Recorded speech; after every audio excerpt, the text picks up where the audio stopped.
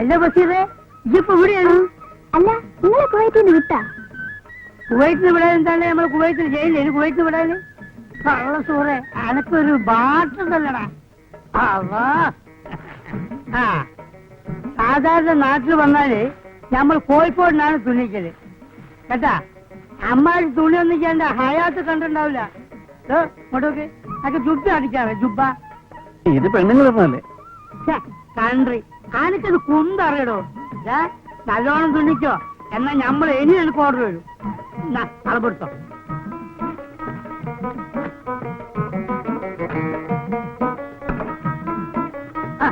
എന്താണ് ചങ്ങായി, അറബിയുടെ കുപ്പായോ? ജുബ്ബ കള കൊടുക്കണോ? അത്ര ഇതുവരെ. ആ മതി മതി.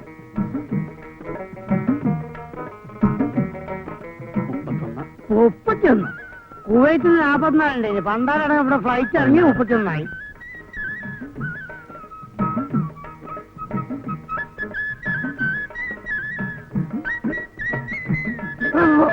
എന്താ കഴിച്ചിട്ട് മുറുക്കണി മര്യാദ കൊടുക്ക്. എന്റെ ഉമ്മ ഈ പണ്ടാരത്താളെ മയ്യത്തായില്ലേ കൊഴുപ്പ്. ഈ പന്നി ഇനിയെപ്പറ്റി എന്റെ പറഞ്ഞില്ല. അതിനെ എന്നിട്ട് ഞമ്മള് പോട്ടെ, ഞമ്മള് മറ്റന്നാൾ വരാം കേട്ടാ.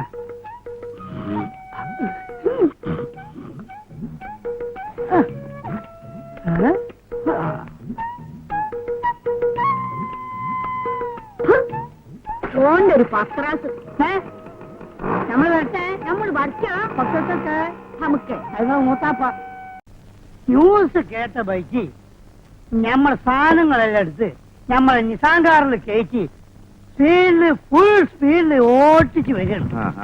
റോട്ടിൽ കൂടെ പീരങ്കികളും ടാങ്കുകളും അങ്ങനെ അങ്ങനെ അങ്ങനെ കീറി വരികയാണ്. മഴ പെയ്യും പോലെ എന്റെ മുത്ത് നേരെ ബോംബ് ഇങ്ങനെ പിഴുകയാണ്. ഇടത്തുനിന്നും പല ബെൽപ്പത്തിൽ അതൊക്കെ വെട്ടിച്ച് വെട്ടിച്ച് വെട്ടിച്ച് വെട്ടിച്ച് ഞമ്മൾ സൗദിയുടെ ബോംബിലെത്തി.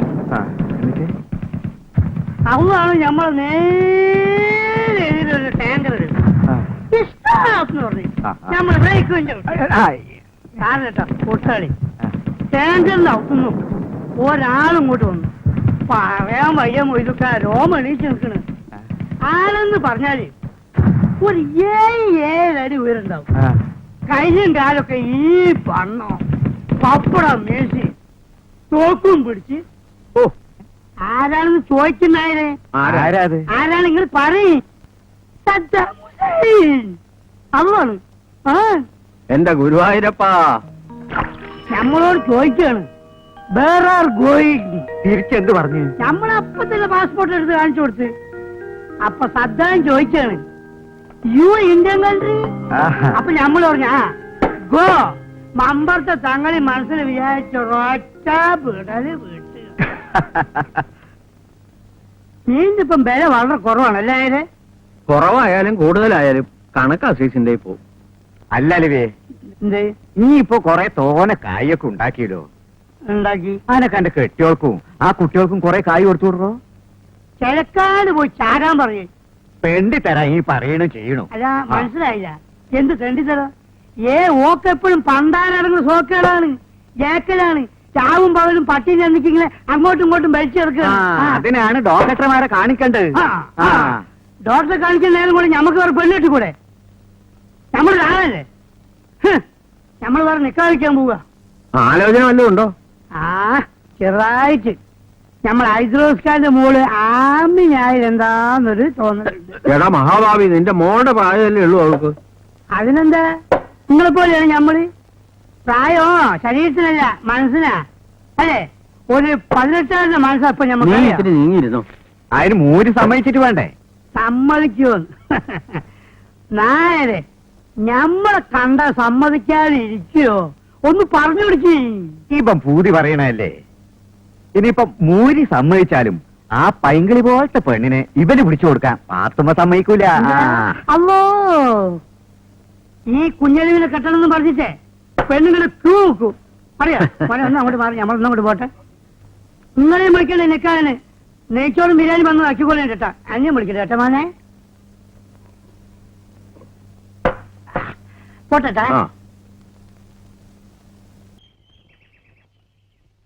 എനിക്ക് തെറ്റിപ്പോയി ആശാനെ, കംപ്ലീറ്റ് തെറ്റിപ്പോയി. നമ്മൾ ഈ കലാരംഗത്തേക്ക് വന്നത് ഇതിനൊന്നുമല്ല. എന്ത് പറ്റി? പറ്റിയൊന്നും ഇനി പറഞ്ഞിട്ട് കാര്യമില്ല. ഇവിടെ എന്നെ പോലെ ആത്മാർത്ഥതയുള്ള ഒരു കലാകാരന് മാനം മര്യാദയ്ക്ക് ജീവിക്കാൻ ഒക്കത്തില്ലെന്ന് ഇന്നെനിക്ക് മനസ്സിലായി. മാനം മര്യാദ കല ഇതൊക്കെ എനക്കെന്താണോ ബന്ധോ? മാനം മര്യാദ കാണിച്ചതിന് ചിലപ്പോ ആരെങ്കിലും കൈവച്ച് കാണും. ആരും ഒപ്പിച്ചിട്ടുണ്ടാവും. ഞാൻ പറയുന്നത് പോണ അവിടുന്ന് ഒരു പണി എടുക്കുന്നുണ്ടല്ലേ. അവിടെ ഇരുന്നാ മതി. നിങ്ങളെ രണ്ടുപേരെ ഞാൻ എന്റെ ഡിയർ ഫ്രണ്ട്സ് ആയിട്ടാണ് കണക്കാക്കിയിട്ടുള്ളത്.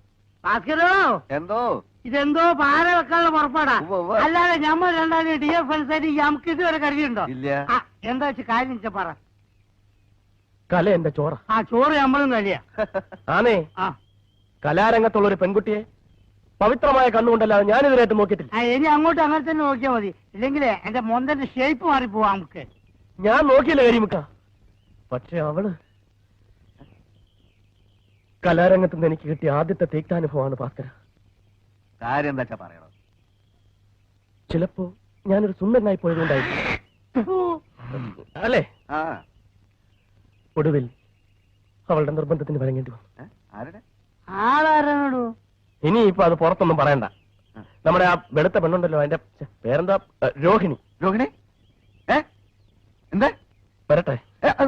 നീ എന്താ പറഞ്ഞപ്പോ കേൾക്കാത്തത്? ഇവൻ വെറുതെ പറയരുത്, അത് നല്ല കുട്ടിയാ. പോണാ അവിടുന്ന്. ഭാസ്കര, എന്റെ അച്ഛനാണ് സത്യം.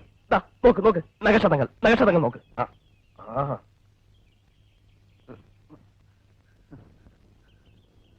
വേണ്ടി ഒന്നിച്ച് ഒരു ട്രൂപ്പ് സഹകരിക്കുന്ന പെൺകുട്ടികളെ നമ്മുടെ സഹോദരികളായിട്ട് വേണം കാണാൻ. ഇവനൊന്നും നമ്മളെ പോലെ സംസ്കാരമുള്ള കുടുംബത്തിൽ പറഞ്ഞവനല്ല കരിമിക്ക. അല്ല, അങ്ങനെ സംഭവിച്ചു കാണൂ.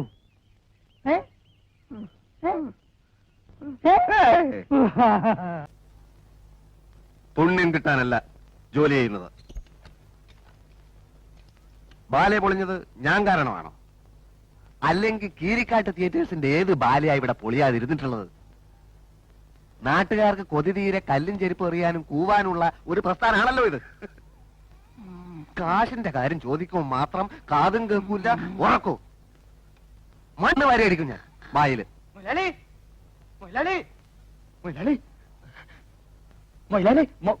ഉറങ്ങുക. കാശിനല്ല, ഒരു സന്തോഷ വാർത്ത. അണ്ണൻ വിളിക്കിറങ്ങി. എന്താണോ? അണ്ണൻ വെളിയിലോട്ടിറങ്ങി വരി. നീ പണ്ട കണ്ട പെരിച്ചാലി പോലും നിമിടിക്കാണ്ട് കാര്യം പറ. പിന്നെ പറഞ്ഞു. അന്ന് ഞാൻ പറഞ്ഞില്ല എനിക്ക് 500 രൂപ എന്ന സുരേഷ് മേനോ സാർ അങ്ങേരുടെ കാറില് രോഹിണി, നമ്മുടെ രോഹിണി. എന്താ രോഹിണി കൊണ്ട് തല വെച്ചോ കാറിന്റെ അടിയിൽ? അല്ലല്ല, ആ കാറിലാണ് രോഹിണി ഇപ്പൊ വന്ന് ഇറങ്ങിയത്. മുടിപ്പര അമ്മയ്ക്കാണ് സത്യം. എന്റെ കാശ് അണ്ണ വരി വരി അണ്ണ, വീടല്ലേ വെക്കം വരി.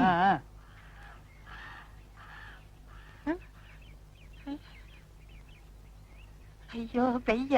അല്ലല്ല, കിടക്കണ എന്റെ മുടിപ്പര അമ്മച്ചിയാണ്. കണ്ണ് ദൃഷ്ടിയാണ് ഞാൻ കണ്ടേ. ഒരു വെള്ള ബെൻസ് 555 വലിക്കുന്നതാണ്. അയ്യോ, ഇത് വലിക്കണല്ല, ഓട്ടിക്കണ കാറ് മുതലാളി. എന്റെ മുതലാളി എവൾ അങ്ങനെ അതിന്റെ അകത്ത് കയറിട്ടത്? നീ വല്ല സ്വപ്നം കണ്ട? അല്ല. കേട്ടോ ശരിയാണോ? എന്തായാലും കേട്ടോ ശരിയാണോ? രോഹിണി ഇവിടെ കാറിൽ ഇറങ്ങിയെന്ന്. ഇറങ്ങിയെങ്കില് ഇപ്പൊ ഷുവറായില്ലേ? ഓള് പോക്കാട് നമ്മൾ ആദ്യം പറഞ്ഞപ്പോ ആരും വിശ്വസിച്ചില്ല. ഇതിന്റെ സത്യാവസ്ഥ ഒന്ന് അറിയണമല്ലോ. എന്തൊരു സത്യാവസ്ഥ. പെണ്ണ് കയറി കൊളുത്തി പ്രേമം. ഇത് അഡ്ജസ്റ്റ്മെന്റ്. കിട്ടാത്ത മുന്തിരിങ്ങ പുള്ളിക്കും. എന്നാലും പെണ്ണ് പുളിൻകൊപ്പി തന്നെ കയറി പിടിച്ചൂട്ടല്ലേ. ഇപ്പൊ ഇവിടെ ഒരു കാറ് വന്നത് പോയോ? വെയ് വെയ്.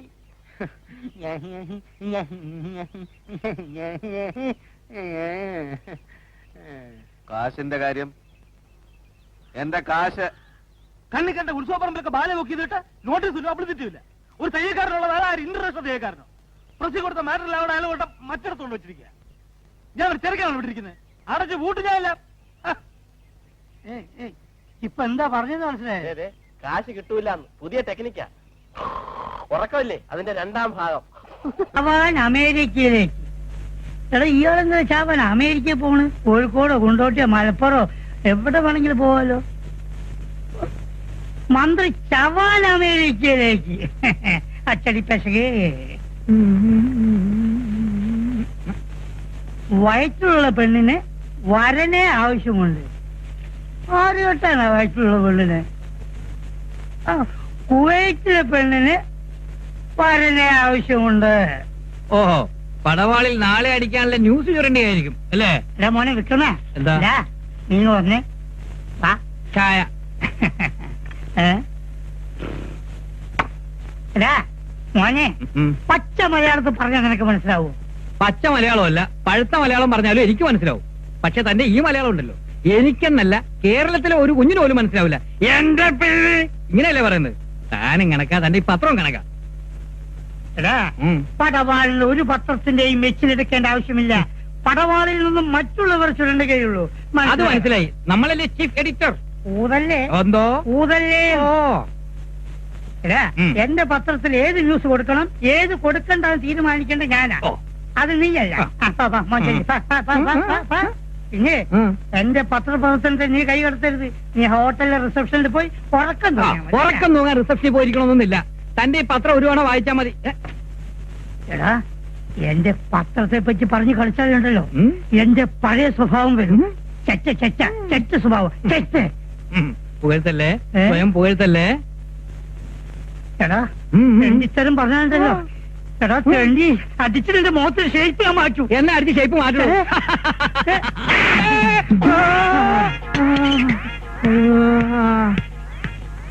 ഇതെന്താ ഇങ്ങനെ? എന്ത് ഈ പ്രദേശത്തൊക്കെ ഇങ്ങനെയാണോ? എങ്ങനെ? അല്ല, ആളുകൾ ഇങ്ങനെ ഞാൻ പുറത്തേക്കൊന്ന് കറങ്ങാൻ ഇറങ്ങുക. അതിനു മുമ്പുള്ള ഒരു പ്രാക്ടീസാ. അത് ശരി. തനിക്കിപ്പോ എന്താ വേണ്ട? ഈ കസ്റ്റംസ് ഓഫീസർ അരവിന്ദാക്ഷൻ അയ്യോ മരിച്ചോ? എപ്പോ മരിച്ചോ? എപ്പോ? അല്ല, നിങ്ങളല്ലേ ഇങ്ങനെ അങ്ങേര് മോളിൽ താമസിക്കുന്നുണ്ടെന്നാ ഞാൻ പറഞ്ഞ. മനുഷ്യനെ പേടിപ്പിച്ചളഞ്ഞല്ലോ. ഇയാളാണല്ലോ മനുഷ്യൻ. ജീവിച്ചിരിക്കുന്നവർ മരിച്ചെന്ന് കള്ള ന്യൂസ് ഉണ്ടാക്കുന്നു. പേരും കള്ള. Hello mister റോജപ്പൻ. മിസ്റ്റർ, നിങ്ങളെ തന്നെ ഇരിക്കണം. ഓ റോജപ്പൻ, ഞാനങ്ങ് മറന്നുപോയി. സ്വന്തം പേര് മറക്കുകയോ? എന്താണെന്ന് അറിഞ്ഞില്ല, ഈയിടെയായിട്ട് സ്വന്തം പേര് മറന്നു. അതൊരു പുതിയ രോഗം, അമ്നീഷ്യ. ബൈ ദി വേ, കുടിക്കാൻ എന്താ വേണ്ടത്? Coffee or tea? ഒന്നും വേണ്ട, ഞാനിപ്പോ കുടിച്ചിട്ടാ വന്നത്. ആ, ഇത് തന്നെയാണ് അരവിന്ദാക്ഷൻ സാറിന്റെ വീട്. സാർ, ഇവിടെ ആരും ഇല്ലേ? Thank you, thank you. Aravindakshan sir. ഓഹോ, അരവിന്ദാക്ഷൻ കൊടുത്തയച്ചാണല്ലേ? അപ്പൊ നിങ്ങളല്ലേ അരവിന്ദാക്ഷൻ സാറ്? അത് ഞാനല്ല. പിന്നെ അരവിന്ദാക്ഷൻ മരിച്ചു. മരിച്ചോ? മരിച്ചു എന്ന് പറഞ്ഞ് തെറ്റിദ്ധരിച്ച് ഒരാൾ കുറച്ച് നേരത്തെ വന്ന് ഇപ്പോണ്ട് പോയേ ഉള്ളൂ. അങ്ങേര് പച്ച ജീവയുടെ മുകളിൽ ഇരിപ്പുണ്ട്. എന്നത് നേരത്തെ പറഞ്ഞുകൂടായിരുന്നു? നേരത്തെ പറഞ്ഞ ഇപ്പൊ പറയാൻ പറ്റുമോ? വാടോ. ചെറുക്കനെ സ്വീകരണം കൊടുക്കാൻ പറ്റിയ ഒരു ചളക്ക്. എന്താ കൊടുത്താൽ? ഇന്നലെ വരെ ഒരു പട്ടിയും തിരിഞ്ഞു നോക്കാത്ത അരവിന്ദാക്ഷൻ സാറിന്റെ സ്റ്റാറ്റസ് ഉയർത്തിയാരെന്നറിയോ? ഈ ഞാൻ, എന്റെ പടവാൾ. ഇങ്ങടുത്തു വാ. എന്റെ അടുത്തൊട്ടി നിന്നാൽ നിന്നെയും 10 പേരെ കൊണ്ട് സ്വീകരണം തരാനുള്ള ഒരു അവസ്ഥ പടവാൾ വഴി ഞാൻ ഉണ്ടാക്കി തരാം. വേറെ ചപ്പടാച്ചടിക്കാതെ വിശ്വാ. ഇന്ന് വരെ തന്റെ കൊടുവാൾ എന്തു ആളായാലും 10 കോപ്പി തികച്ചു വിറ്റ ചരിത്രം ഉണ്ടായിട്ടുണ്ടോ? ഉണ്ടോ? എടാ, എന്റെ പടവാളിനെ തൊട്ട് കളിച്ച് നോക്ക്, നിന്നെ കളി പഠിപ്പിക്കും. എന്നെ കളി പഠിപ്പിക്കണോ?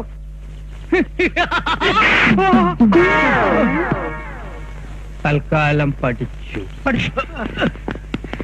എവിടെ പോലീസ്? പോലീസ് പട്ടാളാണ്. എടാ, എന്റെ കൊങ്ങയെ കയറി പിടിച്ചപ്പേ ഞാൻ പ്ലീസ് പ്ലീസ് പറഞ്ഞതാ. വേദന കൊണ്ട് അത് പോലീസ് പോലീസ് ആയി പോയത്. എന്നാ തനിക്ക് നേരത്തെ പ്ലീസ് പ്ലീസ് പറഞ്ഞു ചോദിച്ചൂടായിരുന്നു? നേരത്തെ വിളിക്കാടാ, ഫസ്റ്റ് അടിക്കാൻ എന്റെ ബുദ്ധി മരവിച്ചു പോയില്ലേ? അത് വണ്ടേ മരവിച്ച് കിടക്കല്ലേ? I'm not exaggerating sir. അവര് 40 പേരുണ്ടായിരുന്നു. തലങ്ങനെയും വിലങ്ങനെയും നെടുകയും കുറുകയും ഒളിച്ചിരുന്നും അല്ലാതിരുന്നുള്ള ആക്രമണം. കയ്യിൽ വെട്ടുകത്തി, വടിവാള്, ചുരുട്ടുവാള്, പിന്നെ വളഞ്ഞിരിക്കുന്ന ഒരു വാളുണ്ടല്ലോ, എന്താ എന്റെ പേര് സാർ? അതെ, തുടങ്ങിയ മാരകായുധങ്ങൾ. അഭ്യാസികളാണ് അവർ ഓരോരുത്തരും. ഒടുവിൽ ഞാൻ കാവിലമ്മ മനസ്സിൽ ധ്യാനിച്ചുകൊണ്ട് നാടൻ മുറങ്ങ് പ്രയോഗിച്ചു. അതിൽ അവര് വീണു. ആര്? താനോ? അല്ല, അവര്. പിന്നെ കണ്ണടച്ചോണ്ടുള്ളൊരു കീറലായിരുന്നു. കീറി. അപ്പോ തന്റെ നെറ്റിയിലുള്ള ഈ മുറിവ് ആ കീറലിനിടെ കിട്ടിയതായിരിക്കും. അല്ല ചേച്ചാ, ഇത് രാവിലെ വ്യായാമം എടുക്കുന്ന സമയത്ത് കാലൊന്ന് വഴുതി ഒരു ചെറിയ കീറൽ, അല്ല പോറൽ. തനിക്ക് അവരെ പിടിച്ച് പോലീസിൽ ഏൽപ്പിച്ചോടായിരുന്നോ? പോലീസ് വരുന്നവരെ കാത്തിരിക്കാൻ അവർക്ക് ക്ഷമയില്ല. അവർ ജീവനും കൊണ്ട് നോർത്ത് ഡയറക്ഷനിലേക്ക് ഓടി സാർ. അത് പോട്ടെ. ആരായിരുന്നു ഇൻഫോമർ? അതൊന്നും അറിയില്ല, ഒരു ഇൻഫർമേഷനും ഇല്ല. പട്ടരുടെ പാസ്പോർട്ടിൽ അഡ്രസ് അന്വേഷിച്ച് ചെന്നപ്പോ അതൊരു ഗുസ്തിക്കാരന്റെ വീടാ.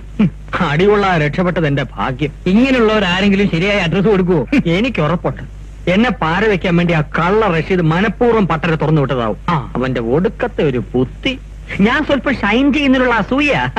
പട്ടരെ കണ്ടുപിടിച്ചു തരുന്ന ആൾക്ക് തക്ക പ്രതിഫലം കൊടുക്കാതെ എന്റെ പടവാളിൽ ഒരു പരസ്യം കൊടുത്താലോ? ഒരു 1000 മണീസിന് ചെലവുള്ളൂ. ഫ്രണ്ട് പേജിൽ തന്നെ അവിടെ സ്ഥാനം. ആട്ടെ, പട്ടര ഫോട്ടോ കൈവശമുണ്ടോ? ഇല്ല. കാണിച്ചോ, നല്ല എടുത്തോളാം. Best idea. പട്ടര് പോയിട്ട് ഒരു പട്ടി പോലും പരിചയം കാണില്ല. അത്രയ്ക്ക് സർക്കുലേഷനായി പടവാളിന്. നാക്ക് സൂക്ഷിച്ചോ, പടവാളാണ്. വെട്ടൊന്ന്, മുറി 2. മുറി ഉണ്ടാക്കിയാലും ഞാനും കുറച്ചാളെ ആലോചിച്ചോണ്ടിരിക്കണം. Sorry sir, sorry. എനിക്കതല്ല, എനിക്ക് ഇൻഫർമേഷൻ തന്ന പ്രൈവറ്റ് ഡിറ്റക്റ്റീവിനെ കണ്ടിരുന്നെങ്കിൽ ആ പട്ടരുടെ ഡീറ്റെയിൽസ് അറിയായിരുന്നു. പണ്ടാരമടങ്ങ് അയാളുടെ അഡ്രസ്സും കയ്യിലില്ല. ഇനിയിപ്പോ എന്താണ് ഒരു വഴി? അതിലല്ലേ സാർ പടവാൾ.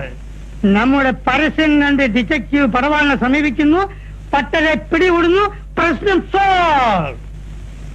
ഒരു 50 റുപ്പീസ് ഉണ്ടോ കൺവീൻസ് ആയിട്ട്? സാർ, സാർ, വിഷമായി തിന്നാൻ പോലും 5 പൈസ കയ്യില്ല സാർ. പ്ലീസ് എന്നെ സഹായിക്കണം സാർ, പ്ലീസ്.